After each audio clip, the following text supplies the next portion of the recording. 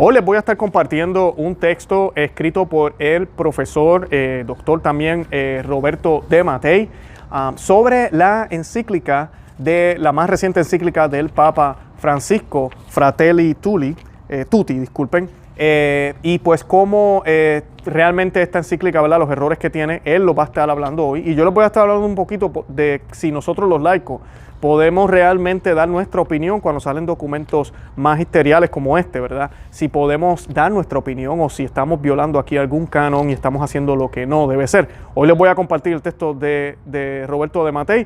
Él está haciendo lo mismo que hemos hecho muchos por medios de video, de audio o de escrito. De todo eso vamos a estar hablando en el día de hoy.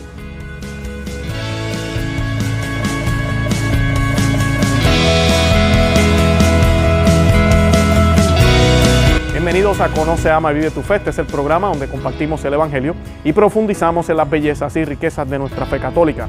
Les habla su amigo y hermano Luis Román y quisiera recordarles que no podemos amar lo que no conocemos y que solo vivimos lo que amamos. Hoy vamos a estar compartiéndole un texto del doctor Roberto de Mattei. Y pues yo voy a hablar un poquito de la persona de él para los que no lo conocen. Ya nosotros hemos compartido material de él aquí. Yo les recomiendo que busquen material escrito por él, porque de verdad que él sabe muchísimo. Es un historiador, pero también es un católico muy comprometido. Conoce muchísimo de la historia de la iglesia. Y él pues ya escribió algo sobre esta controversial encíclica publicada por el Papa Francisco. Y pues antes de comenzar yo quiero que hagamos un Ave María. Y lo vamos a hacer en el nombre del Padre, y del Hijo, y del Espíritu Santo. Amén. Dios te salve María, llena eres de gracia, el Señor es contigo. Bendita tú eres entre todas las mujeres, y bendito es el fruto de tu vientre Jesús. Santa María, Madre de Dios, ruega por nosotros pecadores, ahora y en la hora de nuestra muerte. Amén. Ave María, gratia plena, Dominus tecum, benedicta tu in mulieribus, et benedictus fructus ventris tui, Iesus. Santa María, Mater Dei, ora pro nobis peccatoribus, nunc et hora mortis nostre. Amén. En el nombre del Padre, y del Hijo, y del Espíritu Santo. Amén. Bueno, y Roberto de Mattei, ¿quién es Roberto de Mattei? Rapidito. Roberto de Mattei enseña historia moderna e historia del cristianismo en la Universidad Europea de Roma, en la que dirige el área de ciencias de historia. Es presidente de la Fundación Elepanto, miembro de los consejos directivos del Instituto Histórico Italiano para la Edad Moderna y Contemporánea y de la Sociedad Geográfica Italiana. Desde el 2003 al 2011 ocupó el cargo de vicepresidente del Congreso Nacional de Investigaciones Italiano, que delega para las áreas de ciencias humanas.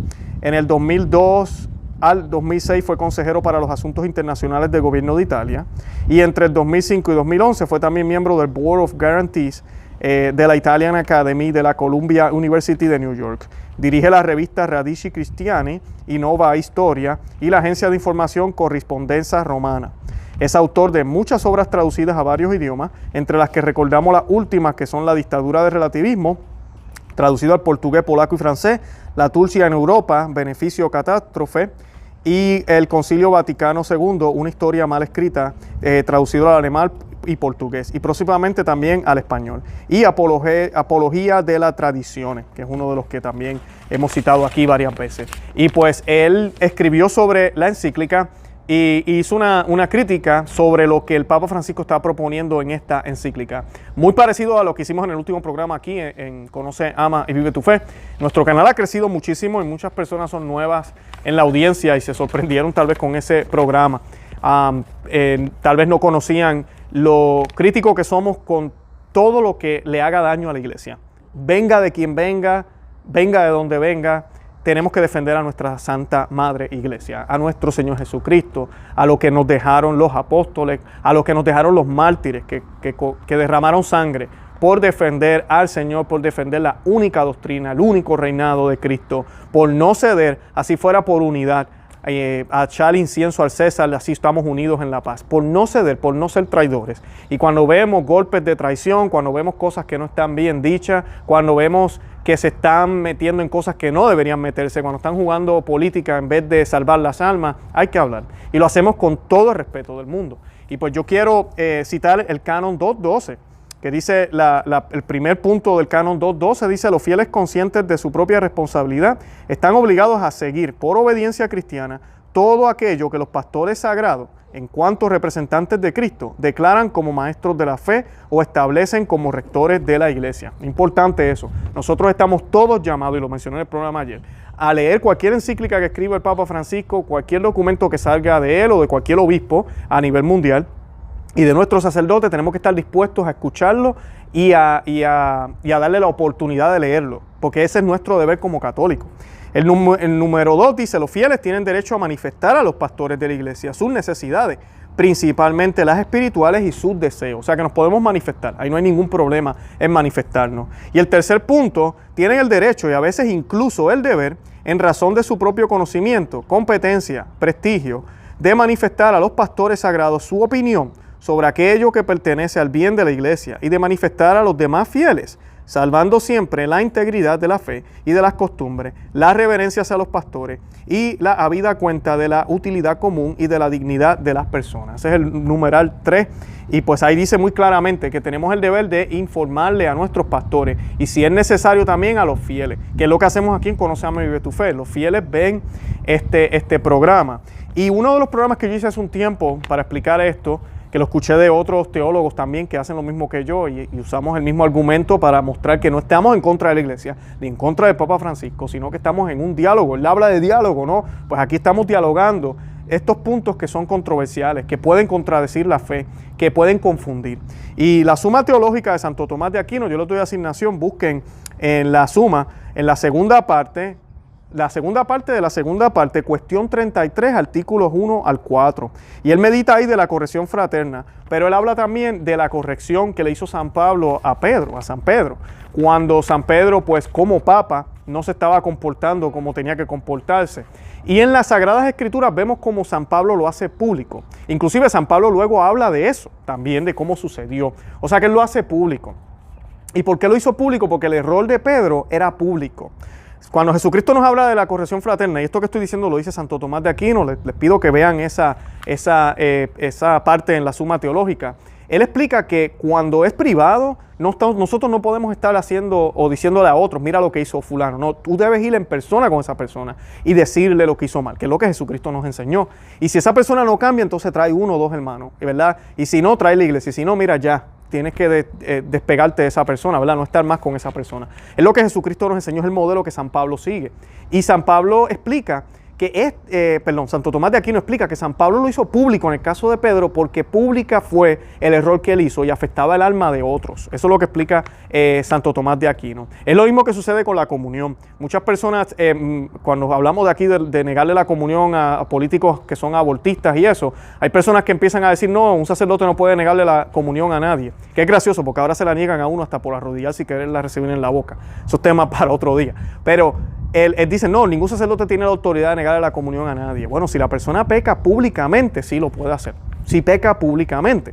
Si peca en privado y solo el sacerdote lo sabe y nadie más lo sabe, y la persona va ahí al frente, el sacerdote debería decirle algo, tratar, pero si no se puede, le va a dar la comunión, porque nadie más lo sabe. Esta persona tiene el deber de ir a la confesión.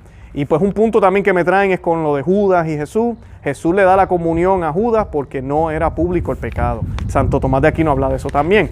Y cuando está hablando de San Pablo y Pedro, él explica que se hizo público porque el daño fue público. Entonces, por el bien de las almas que están confundidas, se tenía que hacer pública la corrección. Y eso es lo que hace San Pablo con San Pedro. Ahora, hay un argumento que él coloca, y esto lo explica también él. Él habla de que si solamente los iguales se pueden corregir ellos mismos, porque mucha gente dice eso también. Dicen: pero San Pedro fue corregido por San Pablo porque los dos son apóstoles, ¿verdad? Están en la iglesia a ese nivel. Y Santo Tomás de Aquino explica que sí, que lo normal es que se supone que sea la persona del mismo rango o del mismo cargo que ocupan, ellos son los que se corrigen mutuamente. Pero sí dice también Santo Tomás de Aquino que cuando se trata de un escándalo o un error que puede desviar a las personas, ¿verdad?, a un error que puede alejarlos de la verdadera fe, ahí sí que no importa si la persona que tiene que denunciarlo es menor o mayor grado, no importa. Y pues él habla de esto ahí. Y este punto lo traigo aquí a colación porque hay personas que piensan que nosotros no podemos decir nada. Ahora, yendo a la ley canónica, tenemos que hacerlo con respeto. Yo sé que hay otros canales allá afuera que no lo hacen así, que usan sobrenombres, que no tratan al Papa como Papa o no tratan a los obispos como obispos. No, aquí nosotros no somos seres vacantes, como le llaman, ¿verdad? Nosotros no creemos que la silla está vacía, tampoco creemos que Benedicto XVI es el Papa, creemos que Papa Francisco es el Papa, pero sí creemos que estamos en problemas, creemos que tenemos un problema, que tenemos que orar por él, que tenemos que interceder por él porque está bien confundido. Y ese es nuestro trabajo. Cuando yo hago aquí denuncias o explicamos, y lo que Roberto de Mattei hace también en este artículo, que se los voy a compartir ya mismo, es para aclarar, para que las personas no se confundan. Porque cuando empiezan a haber ideas, como que nos podemos salvar con cualquier religión, o como que la guerra justa es mala, o como que todo lo que la iglesia creía, no todo, pero algunas cosas que la iglesia creía antes ya no se creen, o que la iglesia ve y reconoce que hay santidad y verdad en todas las religiones y que no importa la religión que tengamos, hay un problema y esto hay que aclararlo. Hay que mirarlo con los lentes y hay que, especialmente cuando estos documentos son bien ambiguos y no son claros. Dicen, en las religiones hay verdades. Ajá, defíneme verdad. ¿Qué verdad me estás hablando? Si me estás hablando de tratarnos bien, pues sí, en todas las religiones vemos eso. Si me estás hablando de amar al prójimo, ya, todo eso lo vemos en las religiones. Pero el verdadero amor de Dios, no. La salvación, no, solamente en la Iglesia Católica, esos dogmas de la Iglesia. Hay un dogma que dice que solo en la Iglesia Católica hay salvación y nosotros los católicos estamos obligados a creer en todos los dogmas. Así que pues quise mencionar eso porque Roberto de Mattei aquí ahorita, él hace lo mismo que estoy haciendo yo. Lo hace en un artículo y él también pues va a hablar un poco de esta situación. Así que tenemos que tener mucho cuidado cuando pensamos que no podemos hacerlo. Ahora tenemos que hacerlo con todo el debido respeto que se merecen estas autoridades porque ellos ocupan una silla y nosotros tenemos que reconocer que hay una jerarquía en la iglesia y que pues nosotros no somos quienes para emitir ningún juicio. Inclusive, así cualquier obispo, incluyendo el de Roma, caiga en un error grave que podría ser, y hay toda la evidencia de que podría ser que ya perdió la silla o la va a perder o lo que sea. Tú y yo no tenemos la autoridad para emitir ese juicio, solo la Iglesia Católica la tiene y el Colegio de Cardenales en el futuro o un futuro Papa. Así que nosotros lo que nos toca es resistir con fidelidad a la Iglesia Católica, no irnos para ningún lado e interceder y orar por estos líderes. Pero no nos podemos quedar callados porque mucha gente se está confundiendo y no saben ni siquiera qué creer o qué se supone que debamos estar creyendo en nuestra Iglesia Católica. Y pues el artículo dice lo siguiente, dice: la tercera encíclica del Papa Francisco, Fratelli Tutti, firmada el pasado 3 de octubre en Asís, parecía ser el documento final de su pontificado, una especie de testamento político, porque la encíclica es política, como todo el pontificado de Francisco. Uno de sus más fieles colaboradores, Andrea Tornielli, director de comunicaciones de la Santa Sede, no utiliza el adjetivo político sino social, que en sustancia es lo mismo, y escribe: la nueva encíclica Fratelli Tutti se presenta como una suma del magisterio social de Francisco y recoge de modo sistemático los temas expuestos en las declaraciones, discursos e intervenciones de sus 7 primeros años de pontificado. Un origen y una inspiración que, según Tornielli, está sin duda representada por el documento sobre la fraternidad humana por la paz mundial y la convivencia común, firmados el 4 de febrero del 2019 en Abu Dhabi junto al gran imán de Al-Azhar Ahmad Al-Tabi. No es casual que Al-Tabi sea uno de los autores más citados en la encíclica. En el primer comentario sobre ella que ha hecho en Twitter, donde ha escrito que es un mensaje que restablece la conciencia a la humanidad. Al-Tabi y el Papa Francisco comparten una misma conciencia de la humanidad. ¿En qué sentido? El Papa Francisco lo explica: soñemos como una única humanidad, cada uno con la riqueza de su fe o de sus convicciones, cada uno con su propia voz, todos hermanos. Eso está en el numeral 8 de la nueva encíclica. La verdad absoluta no es Jesucristo, en cuyo nombre y por cuyo bautismo los cristianos somos hermanos. La fraternidad es un valor superior al propio Cristo, porque según el Papa Francisco sería capaz de poner de acuerdo a católicos, musulmanes, budistas y hasta a los mismos ateos que también tienen su fe y convicción. Al comienzo de la encíclica, el Papa Francisco evoca la visita de San Francisco de Asís al sultán Malik al-Kamil de Egipto y la presenta como una búsqueda de diálogo, mientras que todas las fuentes de la época nos dicen que San Francisco quería convertir al sultán y apoyaba las cruzadas que combatían en Tierra Santa. Pero el encuentro entre San Francisco y el sultán fracasó y da la impresión de que el Papa Francisco quisiera demostrar que es más capaz que San Francisco de cumplir la misión a partir del documento de Abu Dhabi. Para llevar a cabo ese diálogo, Francisco sustituye los principios de la fe católica por los de la Revolución Francesa, en particular el trilema libertad, igualdad y fraternidad. Eso se encuentra en el numeral 104 y 105 de la nueva encíclica. Se trata de una utopía que nunca se ha cumplido en la historia y de la que el Papa Francisco quiere ser artífice en el siglo XXI. Fraternidad y amistad social son palabras claves en la encíclica desde el título y constituyen la nueva forma del amor cristiano. Un amor cuya medida no es la relación vertical con Dios, sino horizontal con el prójimo.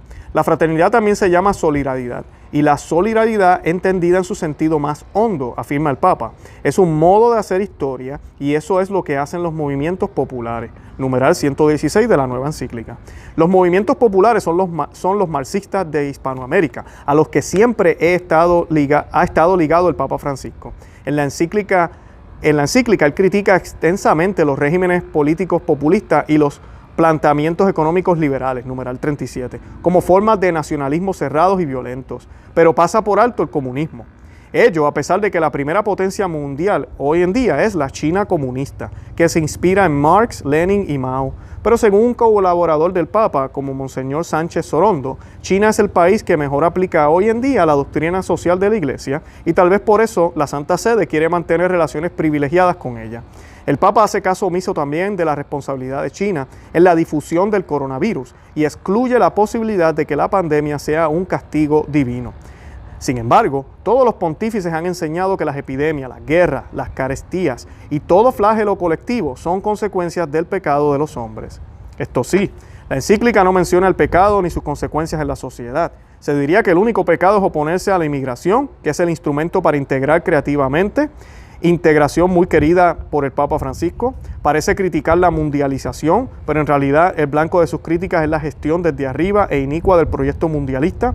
Lo que quiere es una globalización desde abajo extendida a todas las clases sociales, sobre todo en el hemisferio sur, organizada por los movimientos populares marxistas y quizás China. Si se acepta el gran principio de los derechos que brotan del solo hecho de poseer la inalienable dignidad humana, es posible aceptar el desafío de soñar y pensar en otra humanidad. Es posible anhelar un planeta que asegure tierra y techo y trabajo para todos. Eso dice el Papa Francisco en su encíclica numeral 127. Aunque sí hay un país en que son calculados los derechos humanos, es precisamente China. ¿Cómo es posible que lo calle en un documento que reivindica los derechos humanos como cimiento de la convivencia social? Pero sobre todo el Papa Francisco no da la menor indicación para hacer posible su utopía. Y eso es lo que la Iglesia posee todos los medios. No ya para hacer posible una utópica paz en la tierra, sino también para hacer más llevadera la vida en este valle de lágrimas. Esos instrumentos son la oración, los sacramentos, el respeto a la ley natural y cristiana y la profesión privada y pública de fe en Jesucristo, único camino, verdad y vida.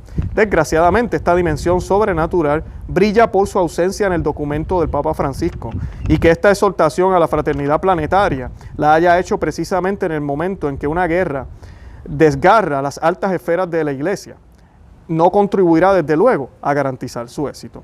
El documento fue traducido por Bruno de la Inmaculada, escrito por por el doctor Roberto de Matei. Bueno, y ahí lo tenían, ese es el documento que escribió el doctor de Matei, y pues se los quise compartir para que vean que lo que yo he dicho aquí no es de locos, no soy el único que ve las cosas de esta forma, y no es que seamos sabios, no es que seamos mejores que nadie. Lo vemos porque es lo que se está viendo y sé que muchos de los que nos siguen lo ven claramente. ¿Y qué les estamos pidiendo aquí una y otra vez? Hagan el Santo Rosario por el Papa. Hagan el Santo Rosario por la Iglesia.